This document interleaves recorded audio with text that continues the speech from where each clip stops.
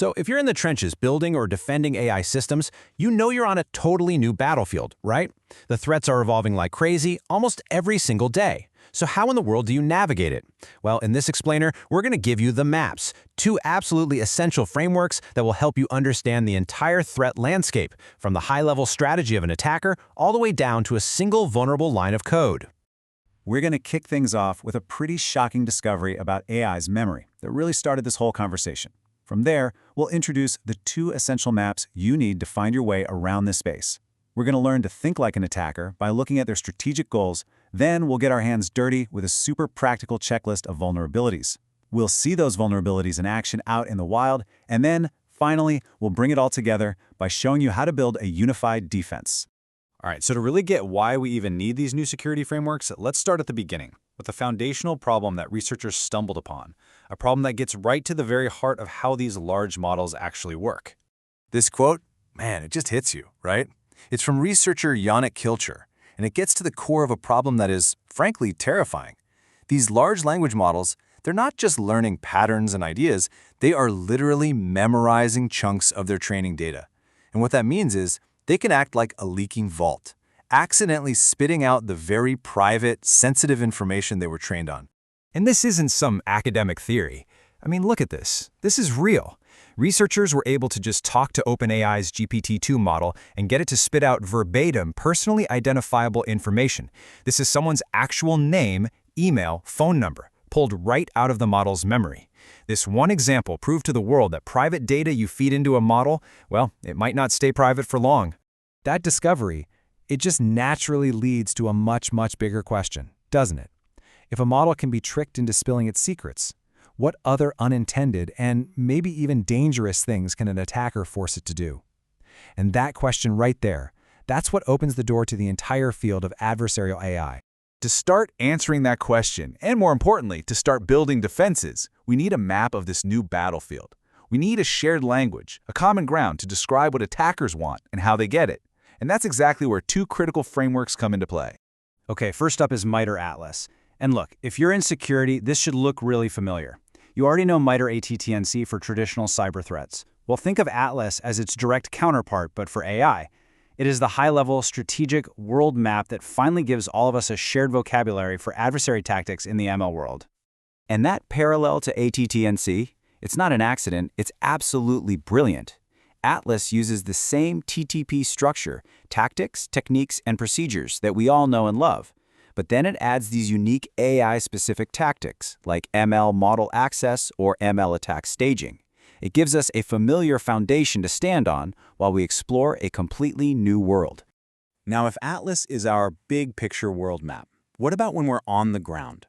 Well, that's where the OWASP Top 10 for LLMs comes in. This is the tactical field guide. It's a super focused application-level checklist made for the people in the trenches, the developers and red teamers who are actually building and testing the apps that use these models. So let's zoom back in on that strategic map for a second. On MITRE Atlas, what are the actual high-level goals an attacker is trying to achieve when they set their sights on an AI system? Just look at this table. It's basically the attacker's playbook, right? Think of it like a kill chain, but for AI. They start with initial access. Maybe they poison a library in your supply chain. Once they're in, they want ML model access, so they can poke and prod at the model directly. Their next big goal is defense evasion, using these clever tricks to get past your security filters. They might even do some attack staging, which is just a scary way of saying they corrupt your data before you even train the model. And all of this leads to the final prize, impact, crashing your service, stealing your data, or just making the model do whatever they want. And here's the kicker. This isn't just a handful of abstract ideas. Underneath those high-level tactics, Atlas documents 84 distinct techniques that an attacker can use. 84. That's not some fringe issue. That just shows you how huge and how fast this attack surface is growing. All right, so from those 84 techniques in Atlas, let's get tactical. It's time to zoom right in to the developer's guide to what can go wrong, the OWASP Top 10 for LLMs. You know, the best way to really understand these vulnerabilities isn't to just read a list. It's to see them in action. So let's walk through a gallery of some of the most critical and honestly most creative attacks that red teamers are finding out in the wild right now. We have to start with the big one, the one you've probably heard of, prompt injection. This is the quintessential LLM attack. At its very core, it's about tricking the model by feeding it a specially crafted input, making it completely ignore its original instructions and do what the attacker wants instead. And this is where the creativity of attackers just shines. It's wild. Think about it. They are hiding malicious commands inside a resume to fool an HR screening tool. They're embedding invisible instructions inside of an image that the model can see but you can't. They're adding what looks like total gibberish to the end of a prompt to completely shatter its safety filters. This isn't just simple trickery. It's sophisticated social engineering against a machine. Following right on the heels of that is insecure output handling. And this one's a classic mistake just in a brand new context. It's what happens when your application just blindly trusts whatever the LLM spits out. It takes the model's output and passes it straight to another part of your system without checking to see if it's safe first. And this, right here, is the moment an AI vulnerability becomes a full-blown system compromise. It's the bridge. An attacker uses prompt injection to trick the LLM into generating malicious code. And if your app doesn't sanitize that output, you've basically just handed the attacker the keys to the kingdom. This leads to all the classic attacks we know, like cross-site scripting or even remote code execution on your servers. Now, let's talk about something a bit more modern, a risk that's really emerging with these new AI agents: excessive agency. This is all about giving those AIs, the ones that can use tools and call APIs, way too much power. It's when a model has more functionality, more permissions, or more autonomy than it absolutely needs to do its job. And this idea of too much power enables entirely new classes of attacks, like this one with the perfect name, denial of wallet. See, because so many AI services are pay-per-use, an attacker can trick an agent into making millions and millions of expensive API calls. They're not trying to steal your data.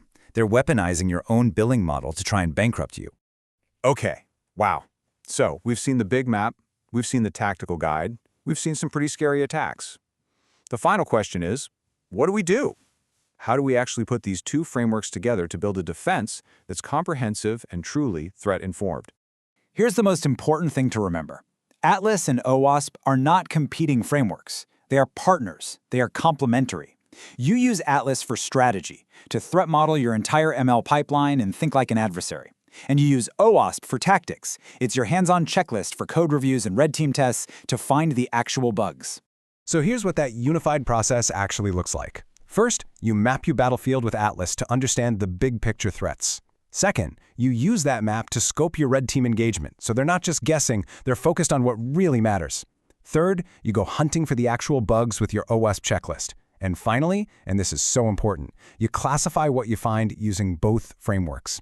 This gives you an incredibly powerful way to communicate risk because you can translate a specific bug into a strategic threat that everyone, from an engineer all the way up to your CISO, can understand. And that really brings us to our final thought. You know, the OWASP list has 10 vulnerabilities right now.